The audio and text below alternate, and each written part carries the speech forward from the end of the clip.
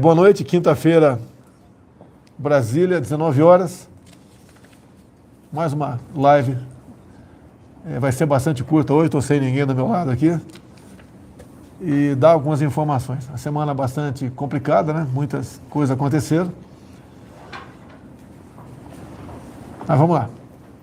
O auxílio emergencial começa no início de semana que vem, dia 4 ou 5, começa o pagamento da mais 4 parcelas do auxílio emergencial, que já é, né, o maior programa social do mundo para atender exatamente aqueles que foram atingidos pela política do fique em casa, feche tudo. Então o governo federal manteve viva a economia ano passado e mais ainda, entre outras medidas, fez com que o país, que como o mundo todo está previsto ter um PIB negativo, né, à exceção da China, tá, os demais países todos tiveram PIB negativo. E o Brasil foi o quarto que menos decresceu. Então, obviamente, fruto de vários programas do governo, voltado para o emprego. Nos preocupamos, sim, com a vida. As medidas contra a vacina começaram a ser tomadas lá atrás. Muita gente nega isso aí, é negacionista, vamos assim dizer, né?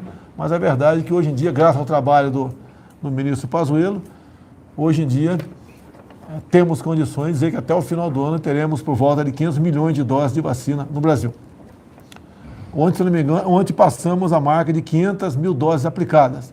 Falta, em parte, né, a ponta da linha, a prefeitura, o Estado, informar para a saúde a relação daqueles que receberam vacina. Isso está sendo ultimado para que esse número seja atualizado com mais velocidade. Também, falando em economia, o governo federal, via Ministério da Economia, anunciou o diferimento, o atraso da contribuição para o Simples Nacional por 3 meses. Isso o governo abre mão desses 3 meses de receber 27 bilhões, mas, né, em contrapartida, depois do fim do 3º mês, no 4º, vai ter 6 meses para pagar o que deixou de receber. A gente espera que até lá a economia volte, tá? E as políticas de lockdown sejam atenuadas ou extintas, é o que a gente espera. O BEM, que é um benefício emergencial também, que permite acordos entre patrões e empregados, está na iminência de sair, ser publicado, e vai atingir diretamente 11 milhões de pessoas que poderão fazer acordo com seus patrões, né, fazendo com que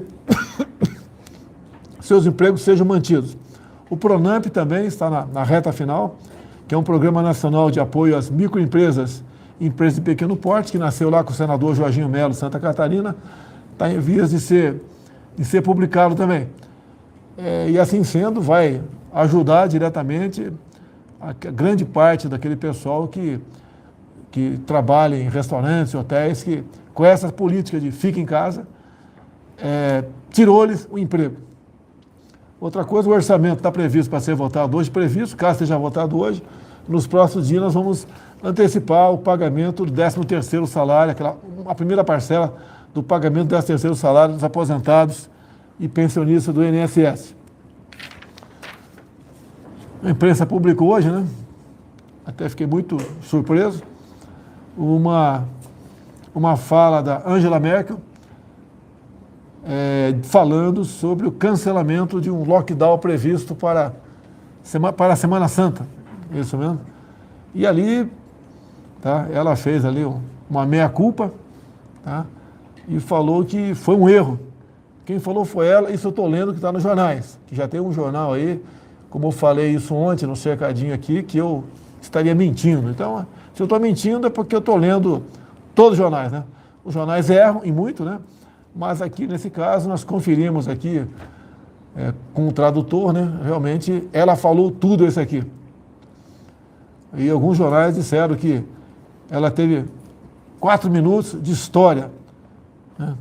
Cada jornal fez uma referência a ela sobre esse meia-culpa dela, esse cancelamento do lockdown por ocasião da Semana Santa. E diz, entre aspas, aqui Angela Merkel, né, peço perdão a todos os cidadãos e a todos os habitantes da cidade. O outro jornal escreveu que esse gesto demonstra a capacidade de uma autorreflexão, que gostaríamos de ver também em outros políticos do mundo, com uma exceção pelo menos, né? Uma exceção pelo menos. Diz também aqui que o lockdown causou danos irreversíveis à sociedade. Chegou a hora de falarmos em indenizações. A pessoa, se isso vem para o Brasil, vamos lá. O governo continua trabalhando. Né? Vocês lembram um tempo atrás, há 2, 3 meses, fomos acusados, né, que não tínhamos um planejamento sobre seringas, que iria faltar seringa no Brasil, faltava planejamento, faltava gestão, um ataque ali de 3, 4 dias em cima do Ministério da Saúde, em cima de mim, obviamente, que não teríamos seringa. E vocês sabem que começou a vacinação e não se tem notícia em lugar nenhum do país que esteja faltando seringa. O governo se preparou e a imprensa resolveu, né, desgastar a gente, mentindo, sim, quase que de maneira unânime, no tocante à questão de seringas. A mesma coisa agora, a questão de kit de intubação. Tomamos providências, fizemos contato com várias empresas, entre a Cristália, a Eurofarma, a União Química, para buscar aí o material, então, usado, os insumos, né, para fazer a intubação. A gente espera, obviamente, que seja suficiente. Espera que seja suficiente. É uma corrida muito grande, além daquela que já não era mais esperada, né? E daí pode complicar realmente, mas estamos trabalhando firmemente no tocante a todas as pessoas que porventura sejam indicadas para intubação, isso aconteça com os insumos. O governo também coordena várias ações, tá certo? As ações coordenadas agora, a questão de ter ouvido muito na imprensa falar sobre cilindros de oxigênio. Então até amanhã começou uma operação dia 22 e segunda-feira e amanhã se encerra. De modo que chegarão 400 cilindros em Rondônia, 240 no Acre, 160 no Rio Grande do Norte, 100 no Ceará e 100 na região sul. Bem como, né, a Força Aérea transportou 550 cilindros de oxigênio líquido de Belém para Macapá. Então as Forças Armadas, como sempre, trabalhando. No último sábado, estive na comunidade conhecida como Chaparral, aqui em Taguatinga. Então a imprensa não foi atrás, driblamos a imprensa aqui, porque se fosse, só ia publicar o que não interessava, né? E não o que eu fui fazer lá. Eu fui lá, como já fiz várias vezes na minha vida toda, como deputado muitas vezes, eu fui em 4 residências de pessoas da comunidade. A história é triste, né? Fui em 4, se fosse em 10, 20, 30, a história seria semelhante. Numa das casas, uma geladeira tinha um chuchu dentro dela, mais nada. Na outra, uma senhora que, manicure, falou que era obrigada a ficar em casa. E tinha um ganho médio de R$3.000 pelo trabalho dela. Zerou. 0. Outra, que estava também em outra casa, trabalhava numa franquia, juntamente mais 9 pessoas perderam o emprego. Então as pessoas estão em uma situação bastante complicada. Tá? A alimentação praticamente acabou. Isso se reflete em muita comunidade, onde vive muita gente da informalidade. E a informalidade foi aquela mais atingida com a política do fica em casa, a economia a gente vê depois. Vimos na televisão um apelo do prefeito de Aparecida, que a cidade, em grande parte, a sua economia vem dos fiéis que visitam lá a igreja lá, a Basílica, e isso aí praticamente zerou essa atividade lá. Então, ouvimos o prefeito falando que a cidade, além daquele pessoal mais humilde, né, a pessoal classe média também, que tinha comércio, etc., que a ordem de fechar vinha do governador e não do prefeito, acabou, então, muita gente jogado quase que a miséria lá. Bem, esse assunto chegou ao conhecimento do coronel da Polícia Militar, Melo Araújo, que atualmente é o presidente lá da CEAGESP em São Paulo, você deve conhecer, né? Colocamos lá. É um coronel que recém comandou a rota em São Paulo, e a CEAGESP precisava de alguém de pulso lá dentro para realmente combater primeiramente os ilícitos. Ele fez rapidamente, poucos dias resolveu isso, e ele se revelou um bom gestor também, vai continuar lá enquanto for presidente da República, e teve mais uma iniciativa, né? Quase que diariamente tem distribuição de alimentos na CEAGESP. Mais uma iniciativa dele. Juntamente com os conveniados, eu não sei o certo aqui, mas em torno de 70 toneladas de alimentos, foi recolhido e o comboio partiu essa madrugada para Aparecida. Então, entre hoje e amanhã, haverá distribuição de cesta básica, hortifruti, né, uma série de alimentos mais variados possíveis para a população de Guaratinguetá. Então, eu agradeço muito. Guaratinguetá não, Aparecida. Agradeço o Coronel Melaújo, o pessoal da CEAGESP, né? Caminhões do Exército Brasileiro também foram utilizados para esse deslocamento. Agora, a economia, se parar, pessoal, se a política de feche tudo, né, de forma radical, continuar, a gente não sabe onde vai parar o nosso Brasil aí. Então, na favela Chaparral, na comunidade Chaparral, vimos os problemas lá. E eu gostaria que governadores, prefeitos, né, alguns devem fazer, com toda certeza, mas que a grande parte, a maioria, fosse visitar essas pessoas para ver como eles estão vivendo. Que nós aqui, eu, por exemplo, são casos diferentes, o presidente da República é diferente, tá? Mas um servidor público que trabalha na prefeitura, no Estado, ou aqui no Executivo, aí ficar em casa com um salário pingando todo mês, não tem problema nenhum. Agora, se fosse ficar em casa sem salário, daí, obviamente, essas pessoas, esses chefes de executivos, seriam pressionados pelos respectivos servidores. E, com toda certeza, a medida seria diferente. Deixo bem claro, nós queremos combater o vírus. Lá atrás, quando tínhamos ainda o Mandetta, como ministro da Saúde, o protocolo dele era o seguinte: fique em casa, quando sentir falta de ar, vá para o hospital. E eu questionei na época ele, né? Vai para o hospital para fazer o quê? Que eu não sabia. Para ser entubado. Tá? Então, essa política, no meu entender, não é certa. O que deve acontecer, no primeiro momento, quem sentir qualquer sintoma que possa ser Covid, procure a unidade básica de saúde, um hospital e converse com o seu médico para ver o que ele vai receitar para você. Não tem um medicamento certo para isso ainda, de forma clara, né? Não existe medicamento para isso, mas o médico tem alternativas e pode salvar a sua vida com essa alternativa. Então, o atendimento imediato é bem-vindo e necessário. Se eu, porventura, for reinfectado, eu já tenho o meu médico aqui, já sei o que ele vai receitar para mim, tá? O que me salvou lá atrás. Uma coisa importante também tratada no dia de hoje, tá? Juntamente com a Caixa Econômica Federal, na pessoa do presidente Pedro Guimarães, né? É uma sugestão que veio do ex-deputado federal Toninho Pinheiro e do seu filho Pinheirinho, de Minas Gerais.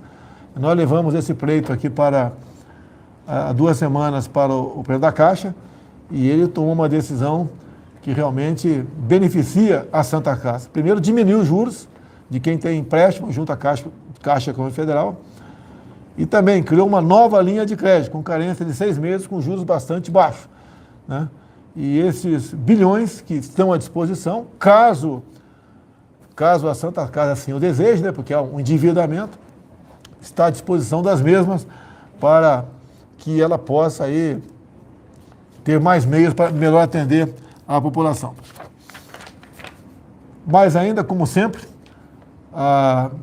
foram autorizados mais 685 leitos de UTI para 11 estados e Distrito Federal. Então, quando o governador precisa, ou o prefeito, requisita, e a saúde aí faz o pagamento. É isso mesmo?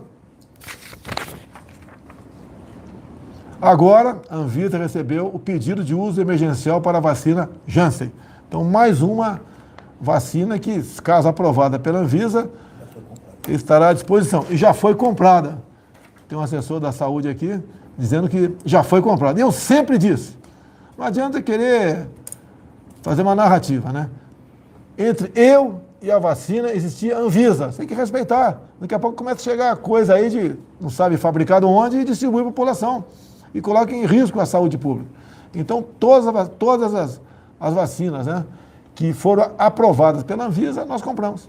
Sem problema nenhum. O Brasil já aplica, em média, né, 500 mil doses diárias. Isso vai aumentar, com toda certeza. Falta o melhor interlocução entre a ponta da linha estados e municípios com o Ministério da Saúde para que cada vez mais seja corrigida, né, com mais velocidade a quantidade de pessoas que são vacinadas. Eu falei medidas contra a vacina? Sim, senhor. Então vamos corrigir, não é contra a vacina, contra a Covid aí. Senão, encerrando aqui, curiosidade, né? Porque parece que só o Brasil é que tem problemas com a Covid. Muita gente pede pressa, nós reconhecemos isso aí.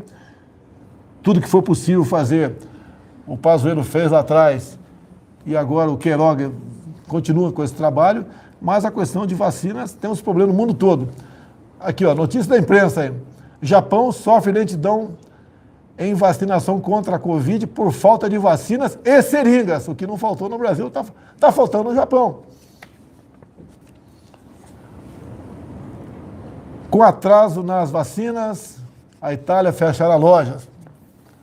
Vacinação em Portugal enfrenta lentidão.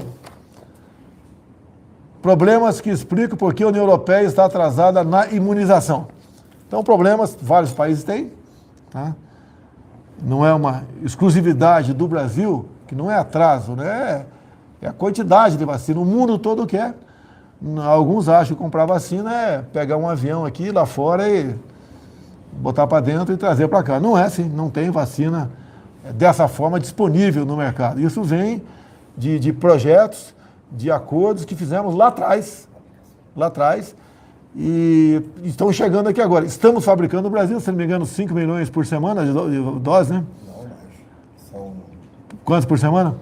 Não, mas 5 milhões, um pouco mais de 5 milhões, só lá na Fiocruz. E Butantan, mais 5 também Butantan. Então vai chegar a 10 milhões por semana, aproximadamente 10 milhões de doses por semana. E daqui a 3 meses, aproximadamente, o Brasil deve começar a fabricar a vacina do Brasil. A fabricar desde o início dela, né? O IFA, tudo dela. Isso é fruto de uma medida provisória de 2 bilhões de reais que foi assinada por mim em setembro do ano passado. Então, em setembro do ano passado, né, o Pazuello já era ministro? Já. Assinou a medida provisória, eu assinei a medida provisória, de modo que o Brasil, então, se preparasse para ter o IFA próprio e nós dominarmos toda a cadeia de produção das vacinas do Brasil. Então, a previsão daqui a uns 3 meses, nós... Maio, 2 meses? Eu vou dar 3 meses para dar um prazo aí. Então, daqui a 2, 3 meses, a previsão é nós começarmos a fabricar a vacina nossa no Brasil. Vantagem, com variação de cepa, você pode rapidamente alterar um pouquinho a vacina e atacar essa nova cepa, né? De forma mais direta, vamos assim dizer. Então, o Brasil será, se não me engano, o 5º país... Hoje é o 5º país que fabrica, tá? O 5º país que vai ter a capacidade de fabricar completamente ali uma vacina própria. Obviamente, poderemos lá na frente, depois de vacinar toda a população, nós começarmos a exportar vacina, ok? No mais aí, pessoal, mais uma coisa? Pode encerrar aqui? Vamos ouvir os pingos, sai da frente, ó. Vamos ouvir os pingos dos is aqui. Dá mais tempo, eu vou botar o pessoal dos pingos para trabalhar, para comentar aqui o nosso trabalho, tá ok? Pessoal, muito obrigado pela atenção. Facebook, YouTube, Instagram nosso, juntos, está na ordem de 80 mil. Pingos nos is, 106 mil. Foco do Brasil, 7. Folha Política, 2. Jovem Pan News, 25. Peço que o pessoal que está no meu Facebook, YouTube, Instagram, que passe lá para o Jovem Pan, programa Pico nos Is. Vamos assistir o Augusto Nunes, toda a sua equipe aqui, para comentar a nossa live e dar outras informações. Um jornalismo realmente isento e responsável que orgulha a todos nós. Muito obrigado, até quinta-feira que vem, se Deus quiser.